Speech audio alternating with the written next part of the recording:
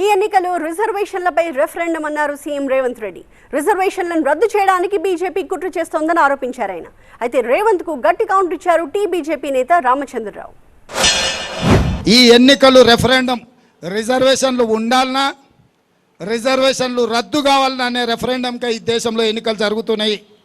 Congress party రిజర్వేషన్లు ఉండాలి అనుకుంటుంది.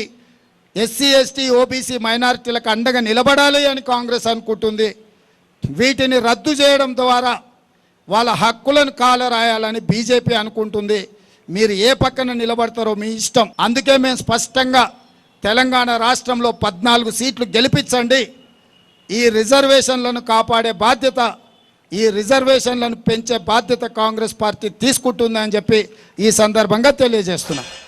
రిజర్వేషన్స్ రద్దు అనేటువంటి మాట వాళ్ళ మనసులో ఉందేమో కానీ భారతీయ జనతా పార్టీ ఉన్నంత వరకు రిజర్వేషన్ జోలికి ఎవరైనా పోతే వాళ్ళని కూడా మేము ఊరుకోమని చెప్పిన మాట మేము.